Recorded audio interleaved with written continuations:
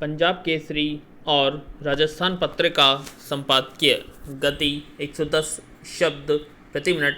Be ready 3, 2, 1 start. केंद्र सरकार ने वर्षा का मौसम शुरू होते ही खरीफ की फसलों के न्यूनतम समर्थन मूल्य की घोषणा कर दी है। सरकार द्वारा लाए गए 3 नए कृषि कानूनों के संदर्भ में न्यूनतम समर्थन मूल्य घोषणा के कई आयाम हैं। पहला तो यह कि सरकार आश्वस्त करना चाहती है कि नए कानून लागू होने के बाद भी न्यूनतम समर्थन मूल्य प्रणाली जारी रहेगी। दूसरा, पिछले 6 महीने से भी ज़्यादा समय से जारी किसानों का आंदोलन लक्ष्यबोध खो चुका है। और तीसरा यह कि सरकार किसानों की आय को समयानुरूप बढ़ाना चाहती है, परंतु इन तीनों मुद्दों पर किसानों की राय नकारात्मक है, क्योंकि सरकार का यह कदम तदर्थ प्रणाली की ही आगे बढ़ाने का है, जबकि 3 नए कृषि कानूनों के माध्यम से वह कृषि क्षेत्र को नए सांचे में पक्के तौर पर ढालना चाहती है। किसानों और सरकार के बीच में गतिरोध का मुख्य कारण भी यही है। कृषि विशेषज्ञों का शुरू से ही यह निवेदन रहा है कि कोरोना संक्रमण के बावजूद कृषि क्षेत्र की वृद्धि दर को बनाए रखने के लिए किसानों को विशेष बोनस मूल्य दिया जाना चाहिए। इसके पीछे तर्क यह है कि कोरोना की परवाह न करते हुए किसानों ने अपनी मेहनत के बूते पर कृषि उपज को बढ़ाया है और इस मोर्चे पर देश को आत्मनिर्भरता से भी ऊपर निकाल दिया है। पैरा, सरकार ने इस बार सबसे ज़्यादा बढ़ोतरी तिल के खरीद मूल्य में की है, जो 6,855 से बढ़ाकर 7,307 रुपये प्रति क्विंटल कर दिया गया है। यह बढ़ोतरी 6% से ऊपर की बैठती है। धान का समर्थन मूल्य बढ़ाकर 1,868 रुपये से 1,940 रुपये कर दिया गया है। दलहन के मूल्यों में भी थोड़ी बहुत वृद्धि की गई है। जाहिर है कि खाद्य सामग्री में मूल्य वृद्धि को रोकने की गरज से भी सरकार ने ये कदम उठाए हैं।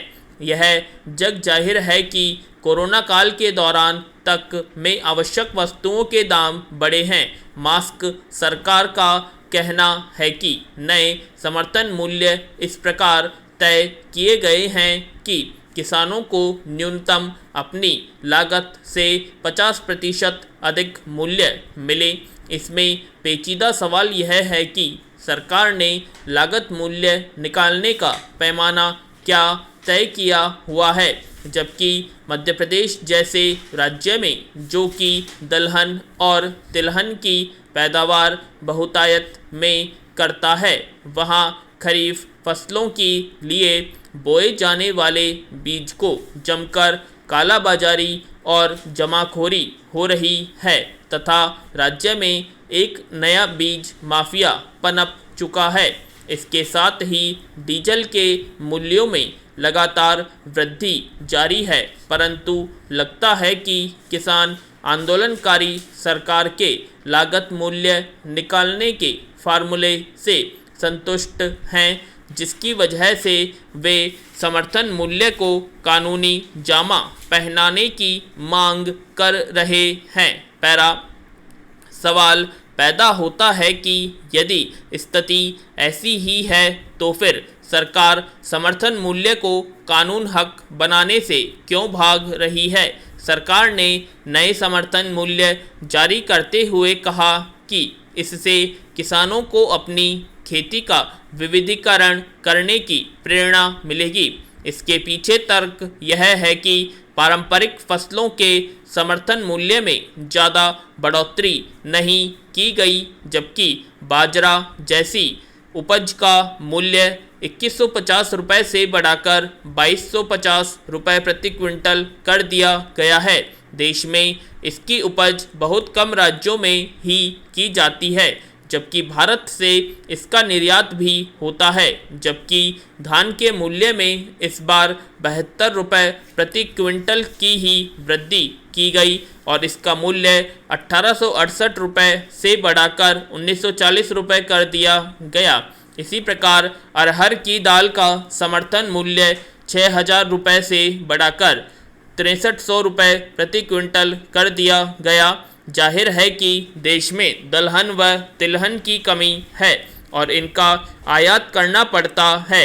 इस मामले में सरसों के तेल समेत अन्य खाद्य तेलों की बढ़ती कीमतों से अंदाजा लगाया जा सकता है। आंदोलनकारी किसानों को सरकार की इन नीतियों से कोई गुरेज मालूम नहीं पड़ता है, क्योंकि वे समर्थन मूल्य के अपना कानूनी हक बनाए जाने की मांग पर अड़े हुए हैं। जबकि कृषि मंत्री नरेंद्र सिंह तोमर का कहना है कि वे आंदोलनकारियों से बातचीत को तैयार हैं, बशर्ते वे 3 कृषि कानूनों के बारे में कोई बातचीत न करें। किसानों के लिए यह स्थिति वैसी ही है जैसे कोई कहे कि कपड़े के स्टोर से अपनी मनपसंद पोशाक चुन लीजिए मगर कोई कपड़ा आपको नहीं मिलेगा। इस स्थिति से हमें आगे बढ़ना होगा और तार्किक हल निकालना होगा। साथ ही किसानों को भी अपने आंदोलन से राजनीति का अंश बाहर करके सिर्फ खेती की समस्याओं पर बातचीत करनी होगी। हमें ध्यान रखना चाहिए कि आर्थिक विकास का हर पहलू खेती से जुड़ा हुआ है। देश की 60% आबादी को यही क्षेत्र रोजगार मुहैया कराने का काम करता है। हमारे ऋषि मुनि बहुत पहले कहकर चले गए हैं कि भगवान लहलहाते खेतों में ही बसता है। किसान इसी भगवान की कारीगरी को जमीन पर उतारकर उसके कण कण में व्याप्त होने का प्रमाण देता है। सरकार और निराकार ब्रह्म के अंतर्भेद को प्रकृति ही प्रकट करती है। पैरा देश में 81% बुजुर्गों के पास स्वास्थ्य बीमा कवरेज नहीं है। यह आकलन IIT मद्रास की रिसर्च टीम का है। रिसर्च कहती है कि इस उम्र के लोगों को अपनी आर्थिक ज़रूरतों के लिए दूसरों पर निर्भर रहना पड़ता है। ऐसे में इनके पास स्वास्थ्यगत परेशानियों के समय सुरक्षा का कोई अभाव नहीं रहता। इन्हें उपचार के लिए दूसरों के ऊपर आश्रित नहीं होना पड़ता है। उम्र बढ़ने के साथ किसी भी व्यक्ति में ब्लड प्रेशर, डायबिटीज और हृदय संबंधी बीमारियां आम बात है। ये बीमारियां न केवल महंगे इलाज की ज़रूरत पैदा कराती है, देखा जाए तो इन बीमारियों के इलाज में भी व्यापक असमानता है। पैरा IIT की यह रिपोर्ट देश के हेल्थ सिस्टम की हकीकत को बयां करती है, जिसमें बुजुर्गों को लेकर कोई चिंता या फिक्र सरकारों की ओर से दिखाई नहीं देती। रिपोर्ट सुझाव देती है कि देश की सार्वजनिक स्वास्थ्य सेवाओं में अधिकाधिक निवेश की जरूरत है। कोरोना काल में लचर स्वास्थ्य सेवाओं के जिस तरह से उदाहरण सामने आए हैं, उनसे स्वास्थ्य क्षेत्र में व्यापक सुधारों की ज़रूरत स्पष्ट होती है। सवाल है, आज़ादी के इतने साल बाद भी हम बुनियादी सुविधाओं में स्वास्थ्य सेवाओं को मजबूत क्यों नहीं करा पाए, खासकर तब जबकि एकल परिवारों की संख्या बढ़ रही है। बुजुर्गों के एक बड़े तबके के साथ उनके बच्चे नहीं रह रहे हैं। ग्रामीण इलाकों में स्थिति ज़्यादा चिंताजनक है। ऐसे में ज़रूरत है कि हम अपने हेल्थ सिस्टम में सभी नागरिकों के साथ बुजुर्गों की ज़रूरत को बारीकी में समझें और उसके बाद उसमें ज़रूरी संशोधन कर उन्हें सही इलाज मुहैया कराने की पहल करें। पैरा, देश में सबसे बड़ी ज़रूरत बुजुर्गों की आत्मनिर्भरता को लेकर है।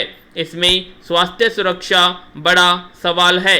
यह तब ज़्यादा महत्वपूर्ण हो जाता है जब बुजुर्ग 80 या इससे अधिक उम्र के हो जाते हैं। देश में बुजुर्गों में से 27% से अधिक आबादी 80 वर्ष की उम्र पार करने वालों की है।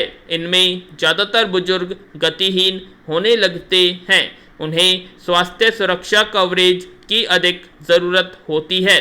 सभी बुजुर्गों को यह कवरेज कैसे मिले, इसके लिए सरकार को गंभीरता से सोचना होगा। बेहतर हो कि सरकार एक उम्र के बाद सभी के उपचार का खर्च वहन करे, जिससे उन्हें स्वास्थ्यगत ज़रूरतों के लिए दूसरों पर आश्रित नहीं रहना पड़े। इसके लिए सरकारी स्तर पर समग्र योजना बनाने की ज़रूरत है।